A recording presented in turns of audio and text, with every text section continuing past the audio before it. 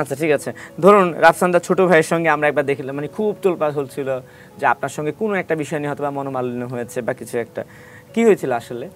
আসলে তার সাথে আমার কিছু আমি নিজেও যাই, হঠাৎ করে দেখলাম সে ফেসবুকে পোস্ট দিল, আমি নাকি তার ফেসবুক পেজে কি সমস্যা করছি হ্যান ত্যান পোস্ট দিল। তো এরকম করলো পরে আমার পেজে সমস্যা করলো, আমার পেজ প্রায় ধরেন আপনার 13 মাসের মতো আমার ফেসবুক পেজ বন্ধ ছিল। আচ্ছা, সে এটা বলার কারণে তো অনেকে মনে করছে যে আসলে মনে হয় সত্যি। তো আমার পেজে অনেক হিউজ পরিমাণে অ্যাটাক পরে পেজে, তো আমার পেজ বন্ধ ছিল।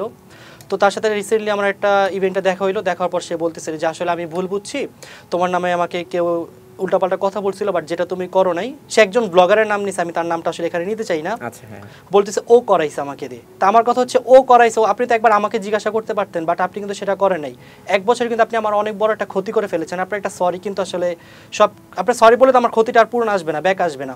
বাট তারপর আমি আর কথা বাড়াই নাই, বলছি ঠিক আছে, মানুষ যেহেতু ভুল বুঝতে পারছে থাক, সমস্যা নাই।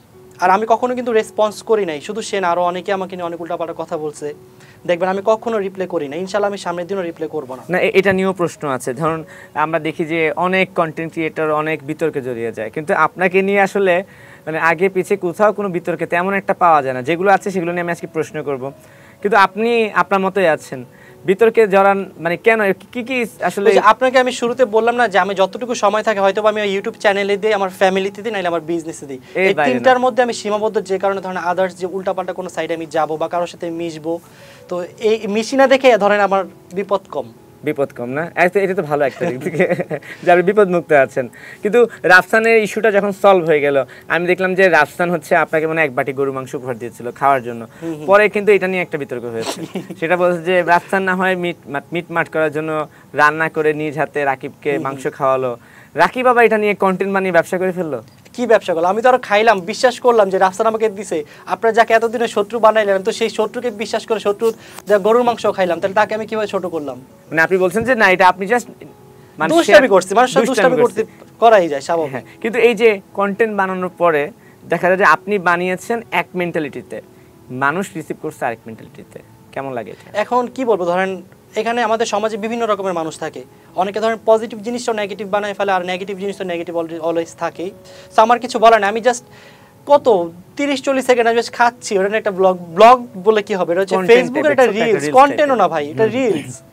তো এটা দেখে আর কি করার আছে? রাফসান যখন প্রথম আপনার সঙ্গে এসে কথা বলতেছিল, ধরেন একটু তো মনে মনে ঠিক আছে হয়তো আপনি সব ভুলে গেছেন, কিন্তু একটা ব্যাপার তো জানা ছিল না, সত্যি আমি প্রমিস করে বলতেছি, মানে আমি সত্যি ভুলে গেছি, আগেই ভুলে গেছি যে রাফসান আমার সাথে কি করছে। আমি জানি আমি যদি রাইট থাকি একদিন সেই আমাকে সরি বলবে, শুধু রাফসান না, আরো যারা যারা বলছিল সবাই কিন্তু আমাকে কল করে সরি বলছে, এটা আপনার জন্য একটা ক্রেডিট।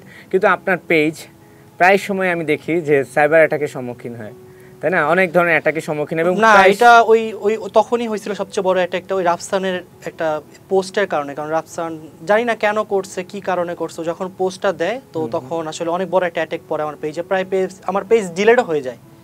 থ্যাঙ্কফুলি আমি পেজটা পরে ব্যাক পাইছি। শুধু আপনার হয়েছিল না, আপনাদের পরিবারের ফ্যামিলি বা সবার আমার ফুল ফ্যামিলিকে অ্যাটাক করছে, প্রত্যেকের পেজ চলে গিয়েছিল। তো এটা কি না, প্রত্যেকের পেজ যায় নাই, ডিলিট জাস্ট আমারটাই হয়েছিল, আর বাকি সবারটা ধরেন কয়েকটা স্ট্রাইক খাইলে তো পেজ চলে যায়, 2টা-3টা এরকম করে। যদি আমি বলতে চাই, ধরুন আপনারা যারা কন্টেন্ট বানান, ধরুন কন্টেন্ট বানানো কিন্তু এক ধরনের এখন পেশার মতো।